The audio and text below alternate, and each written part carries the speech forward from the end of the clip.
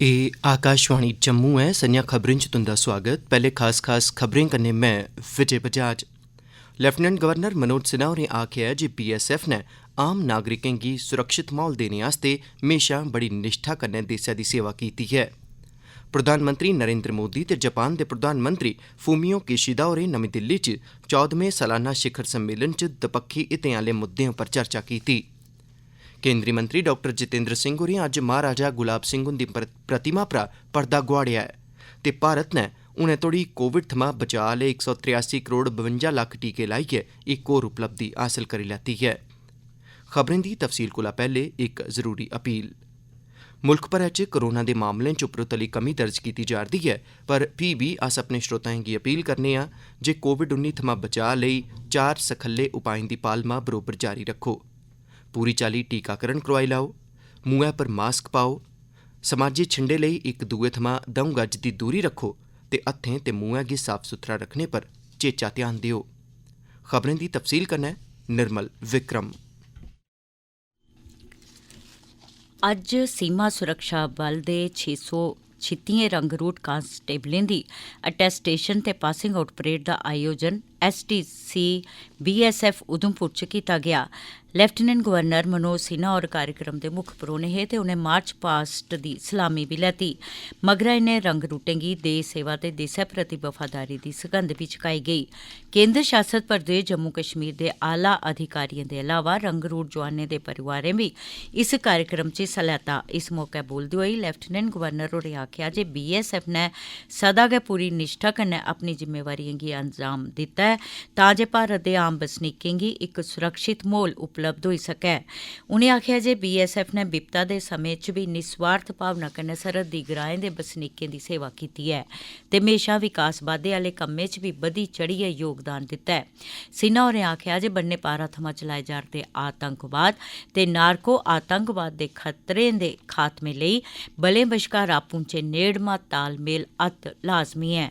उनें आखेआ मैं सभी युवा नव आरक्षियों को उनके बुनियादी ट्रेनिंग के सफल समापन पर उन्हें हार्दिक बधाई देता हूँ। इन बहादुर नौजवानों ने जिस जोश और हौसलों द्वारा परेड में अपनी सैन्य क्षमता एवं प्रतिभा का शानदार प्रदर्शन आज यहाँ किया है, वो निश्चित रूप से काबिल तारीफ। आज इस ग्राउंड से संपूर्ण देशवासियों को एक पैगाम दिया गया है, माँ भारती की आन बान और शान के लिए ये बहादुर जवान किसी भी परिस्थिति का मुकाबला करने के लिए पूरी तरह से सक्षम है और तैयार है।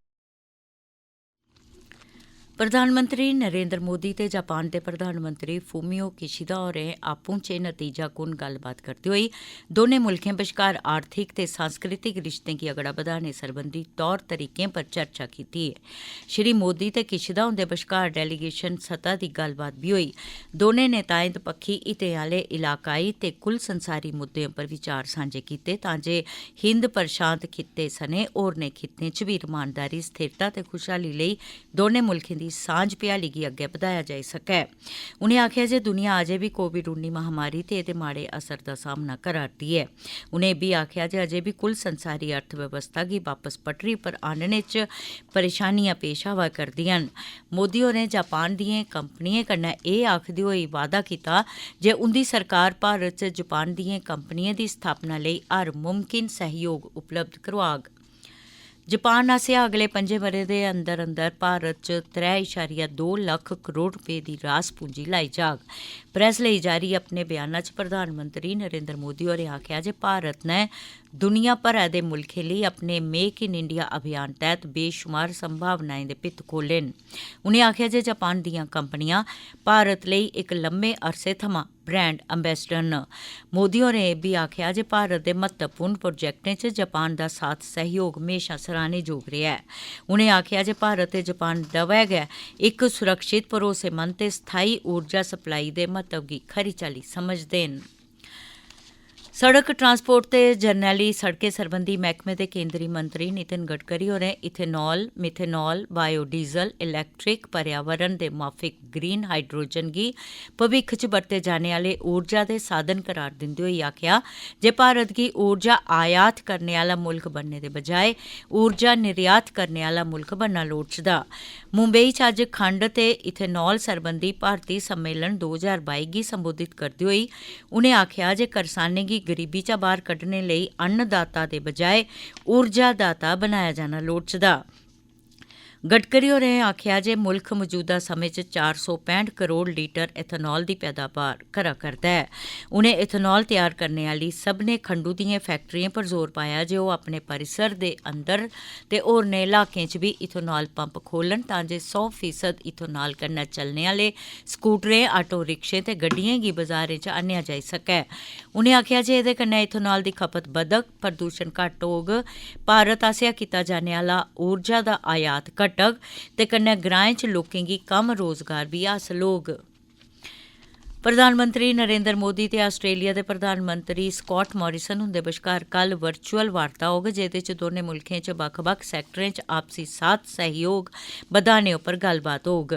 जून 2022 च पैह्ली वर्चुअल वार्ता दे बाद एह् दौनें लीडरें बश्कार होने आह्ली दूई बैठक है। पिछली वार्ता च संगठित सामरिक सांझ भ्याली गी होर अग्गै लेई जाने आस्तै सरबंध बेह्तर बनाने उप्पर चर्चा होई ही। कल होने आह्ली मीटिंग च इस खेतर च होई दी पेशरफ्त दा जायजा लैता जाग। एह्दे अलावा मेद ऐ जे दवै नेता कल्लै आह्ली वार्ता च बपार, महत्वै आह्ले खनिजें, विस्थापन ते गतिशीलता ते शिक्षा जनेह् मुद्दें उप्पर भी चर्चा करङन।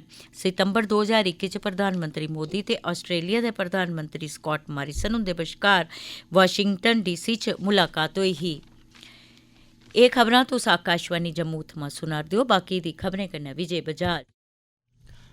केंद्रीय मंत्री डॉक्टर जितेंद्र सिंह होरें अज्ज कठुआ जिले च बीजेपी दे सीनियर नेता ते साबका उप मुक्खमंत्री डॉक्टर निर्मल सिंह, साबका MLC अजात शत्रु सिंह ते जम्मू दे बक्ख-बक्ख हिस्सें थमां आए दे लोकें दी मौजूदगी च जम्मू कश्मीर दे संस्थापक महाराजा गुलाब सिंह हुंदी प्रतिमा थमां पर्दा गोहाड़ेआ।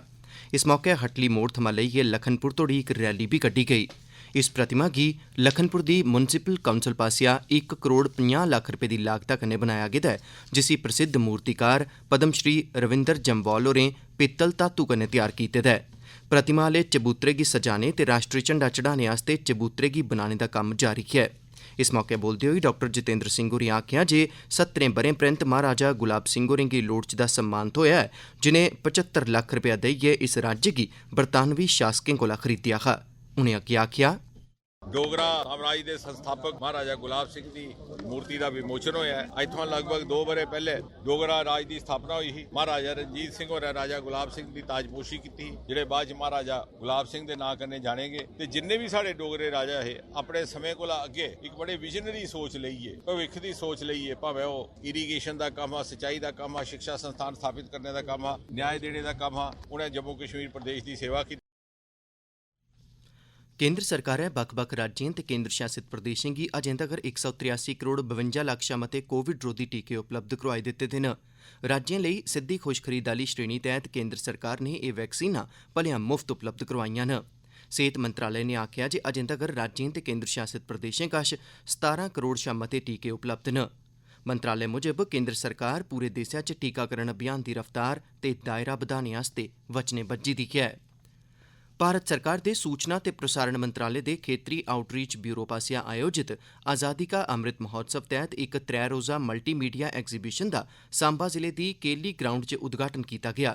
सांबा जिले दे बीजेपी दे महासचिव संजीव कुमार हुंदी मौजूदगी च जिला विकास काउंसल दे सदस्य सुभाष भगत होरें इस प्रदर्शनी दा उद्घाटन कीता। एह्दा मकसद मौजूदा पीढ़ी गी ते खास करियै नौजवानें ते बच्चें गी आज़ादी दे संघर्ष च हिस्सा लैने आह्ले गुमनाम वीर नायकें दिएं क्हानिएं ते उंदे कन्नै बीती दी घटनाएं बारै जानकारी देना है। अपने भाषण च सुभाष भगत होरें आखेआ जे आज़ादी का अमृत महोत्सव भारत सरकार दी इक पैह्लकदमी है, जेह्दा मकसद आम लोकें दी आसें तांगें ते सुखनें गी जगाना है तां जे ओह् समझी सकन जे आत्म निर्भर भारत दे निर्माण आस्तै इनें वीर नायकें किस चाल्ली बलिदान दित्ते। उनें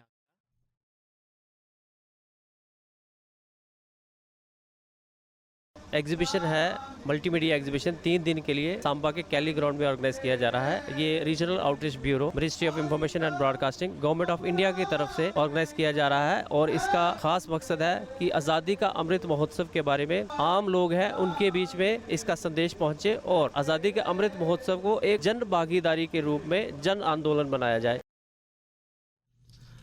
ANMT संस्थान रामबन च जिले दिएं सब्भनें 424 आशा वर्करें गी मलेरिया दी रोकथाम सरबंधी कार्यक्रम तैह्त लोड़चदी सिखलाई दित्ती जा'रदी ऐ। राष्ट्री सेहत मिशन पास्सेआ प्रायोजित हफ्ते भरै दे इस कार्यक्रमै च हर रोज तकरीबन 80 आशा वर्करें दे बैच गी मलेरिया दी रोकथाम सरबंधी बक्ख-बक्ख हीलें बारै जानकार बनाया जा'रदा ऐ। इस दरान उनेंगी खून दे नमूने लैने ते उंदी जांच वगैरा दी सिखलाई बी दित्ती जा'रदी ऐ। एह् आशा वर्कर अपने सरबंधत ग्राएं च लोकें गी मलेरिया थमां बचाऽ दे तौर तरीकें बारै जानकारी देङन। साढ़े रामबन संवाददाता कन्नै गल्ल करदे होई मुक्ख मेडिकल अधिकारी डॉक्टर मोहम्मद इकबाल भट्ट होरें आखेआ, ओरिएंटेशन दे रहे हैं कि मलेरिया से कैसे बचाव किया जाए, मलेरिया की स्लाइड कैसे प्रिपेयर करनी है। तो तकरीबन 7 दिन में 424 आशाज है हमारी रामबन डिस्ट्रिक्ट की, हम उनको ट्रेन कर रहे हैं। खीर च खास खबरां इक बारी परतियै। उपराज्यपाल मनोज सिन्हा होरें आखेआ जे BSF ने आम नागरिकें गी सुरक्षित म्हौल देने आस्तै म्हेशां बड़ी निष्ठा कन्नै देसै दी सेवा कीती ऐ।